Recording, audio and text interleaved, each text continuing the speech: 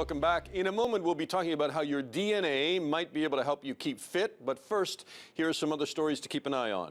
Retreating Daesh forces in Mosul have destroyed the great mosque of Al-Nouri. The ancient holy site was blown up as militant forces battled to stop encroaching pro-government troops. The Republic of Congo will withdraw more than 600 troops serving as UN peacekeepers in the neighboring Central African Republic. The government made the decision, citing systematic problems with sexual abuse. The peacekeeping force has faced a number of sexual abuse allegations since its deployment in 2014. The highest court in South Africa has now ruled that a vote of no confidence against President Zuma can be held in secret. The right to order such a vote now lies with the Speaker of Parliament. President Zuma has survived previous votes of no confidence, but is under consistent pressure regarding corruption allegations and controversial cabinet decisions. It's estimated that the global weight loss industry will be worth more than, get this, $200 billion in 2019. That's up from around $150 billion in 2014.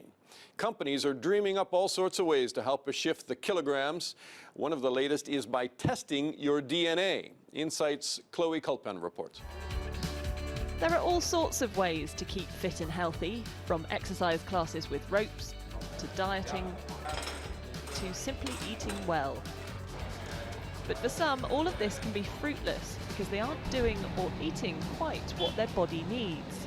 Our DNA, our genes, will have an impact on how easy we find it to lose weight. Some people will respond to carbohydrates differently to other people, which means they probably want slightly less of them in their diet to protect them against type 2 diabetes and things like that. And some people will respond to saturated fats a little bit less well than other people, and if they have more saturated fat in their diet, they're a little bit more likely to carry that fat. From a saliva swab, all sorts of information can be gathered about our DNA, including how our body responds to certain food types, or even how prone to sports injuries we could be. Craig Pickering competed at the Beijing Olympics and now studies DNA to help people get fitter and healthier. He says he wishes he had this sort of information when he was racing. I think one of the main things that came out of my DNA test for me is that I'm quite slow at recovering. And you often think as an athlete, the more you train, the better you'll be. And that was very much my attitude. And I wish I had this information when I was an athlete, because it would have told me sort of, perhaps it's better to have an easier day every now and again just to recover a little bit more, and I would have perhaps felt fresher and had much better training sessions. Every athlete wants the best training sessions possible, whether pro or amateur. And knowing whether you're gluten or lactose intolerant, for example, can make a huge difference to preparing for that. I've had my DNA tested and lots of interesting things have come out of it, like the fact that apparently I should be living on a low-carb diet, but I have a low sensitivity to caffeine. So that means, hopefully, that I can have lots of cups of coffee. Is that right? Yeah, that's more or less right, yeah. So we've got a gene which produces an enzyme which helps us to break down caffeine in our bloodstream. And if you've got a certain version of this gene in your class as a slow metabolizer, you produce less of this enzyme. And if you have a lot of coffee on a daily basis, that would increase your risk of having a heart attack and developing hypertension. But for you, you've got the other version of this gene, which means that you break down caffeine really, really quickly. So sort of 2 or 3 cups of coffee a day is actually probably quite good for you. Interesting. And it says that I have a raised need for vitamin D. Yeah, so they were looking at a gene called the vitamin D receptor gene, which kind of helps your body use vitamin D with regards to bone health. And as we get older, our bones get a little bit weaker, and people with the version of the gene that you've got, that just happens a little bit quicker and can increase your risk of having fractures as you get older. So as a result, we just recommend that you have slightly more vitamin D, slightly more calcium, 2 nutrients that have been shown to be very effective at improving your bone health and your bone function. And that should hopefully protect against those kind of things as you get a bit older. Or just go on lots of holidays. Definitely go on more holidays, yes. Knowing more about our DNA won't immediately lead to weight loss. But as the old saying goes, knowledge is power. But it's what we do with the knowledge which will make the difference. Chloe Culpen reporting for Insight. All right, to discuss that further, I'm joined now by Zafar Iqbal, who is a consultant in sports and exercise medicine at Pure Sports Medicine, and he is also the head of sports medicine at Crystal Palace Football Club, and that is no small thing. I mean, you treat a lot of professional players. Do you have them DNA tested? I don't. Are you about to? Not at this moment in time. All right. You were raising an eyebrow as we were watching some of that and smiling. Tell me what your thoughts are. I can understand the science behind it and why people will be attracted to that. that kind of information, because they may feel that it will help them tailor their specific diets, their training program, and go towards certain sports. And I can also understand why clubs may be interested in this in the future, because they invest a lot of money in trying to find the next Messi, Ronaldo, these sort of players.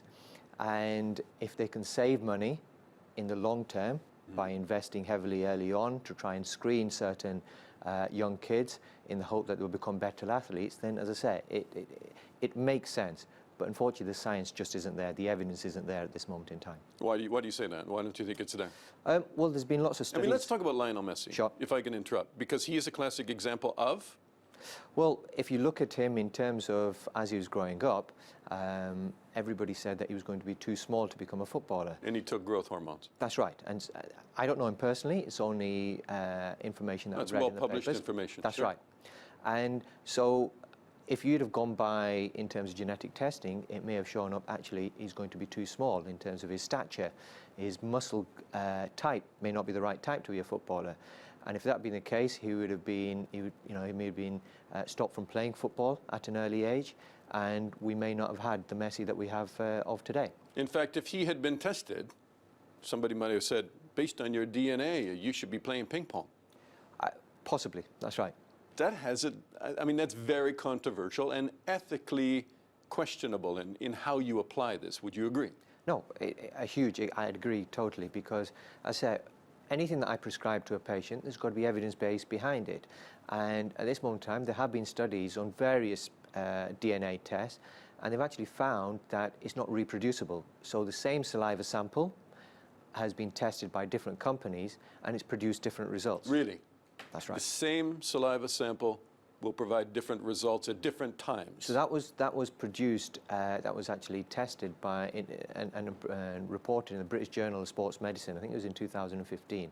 So it was a group of specialists who looked at DNA, so geneticists, dietitians, and also sports and exercise medicine doctors. So they looked at the various different tests and actually tried to look and see if there was any similarities in terms of the results. And one of the things they found was that it wasn't reproducible. So it'd be very difficult to actually tell a young patient that actually this test shows that you're not going to be suitable to play a certain sport. Give me another example or two of professional players that you know of, or maybe that you've treated, where if you'd had a DNA test, they probably would have said, this guy is, physically not the most fantastic football specimen we've ever seen. He's not tall enough, he's not strong enough, he's not fast enough, based on, or what is the opposite? I mean, Yeah, no, so I've been very fortunate having worked at Tottenham Hotspur and Liverpool Football Club and seen some amazing world-class footballers there.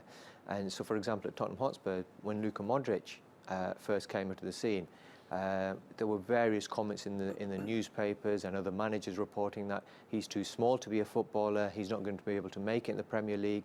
Same was said about Silva, who plays for Manchester City. If you actually look at him in terms of his size, now these genetic tests could have reported earlier on that actually he's not going to be good enough to be a footballer. Now you look at Luka Modric. What if the DNA test had come back and said, part of Chloe's item says that it gauges recovery time. And now if you're a professional club, recovery time is a big deal, right? You're paying millions of dollars to have players not sit on the bench but get them out there. If it came back on a DNA test and you were choosing between two players and it said this guy's recovery period is better than that one, would that affect the way they're drafted? Would it affect whether they were hired or not? At this moment in time, for us, it probably wouldn't, because ultimately what people are looking for is skill. And how do you measure skill with a DNA test? What is skill? I realize that that's a pedestrian question, but I mean, is it based on physical fitness and physical prowess, or is it a lot of it's mentality with these guys? I mean, they're hard drivers and they'll go through anything, and that's what makes them excel, right? Exactly, and it's a combination of these things. So in terms of skill, as I say, I don't think you'll be able to measure that with a genetic test. And there's some players that I've worked with that have just got this unbelievable desire and mental strength, which you just can't measure until you actually work with those guys. And again, another example of that will be the likes of Steven Gerrard, Luis Suarez, who these guys just wouldn't give up. And as I said, you can't measure those things. Should there be regulation on DNA testing, do you think? I mean, should schools use it, or should schools be prevented from using it and screening students and young people from certain teams, or excluding them or including them based on a DNA test? So at this moment in time, I would definitely say that they shouldn't be using them, because it whole Should or should not? should not, definitely should not, because it throws up a whole load of various other problems. Confidentiality, and in terms of, for me, the main thing is reliability on those tests. So you could actually prevent a child from going down a certain path by a so-called test, which at this moment in time hasn't proven to be reliable. Is it controversial in Chloe's item to hear that him say that you should take more vitamin D, or you have a propensity for less or more? Or? And again, that can be that could cause prescription. problems. That's right, and that could cause problems. Say, for example, in terms of the insurance. Insurance companies could actually take those facts and say, right, you're more likely to get a certain problem, so for that reason, we're not going to insure you. Now, vitamin D, no doubt, scientifically, it's been proven that it has massive effect in terms of bone health. So everybody's vitamin D should be within normal limits. And so certainly in terms of my footballers, I will measure them during the winter months and make sure that they're topped up. But I certainly wouldn't be doing a DNA test to decide whether they're going to have adequate vitamin D stores. It's an incredibly interesting topic. I'm afraid we're going to have to leave it there. Zafar Iqbal, terrific to have you on the show. Thank you so much. We end with our Inside Bite, a little something that we feel that you should know. The war in Syria, and a scene from the besieged rebel town of Douma that is almost surreal. Tables laden with food to break the Ramadan fast are surrounded by crumbling carcasses of bombed-out buildings. The open-air meals are a rare treat, made possible only by the relative calm that has followed an international deal between Russia, Turkey, and Iran to reduce violence. Now residents of Douma, the largest city in the rebel-held eastern Ghouta region, can enjoy the communal iftar in the evening air without the constant fear of government bombardment. That's all for now. I'm Dana Lewis, and that was Insight.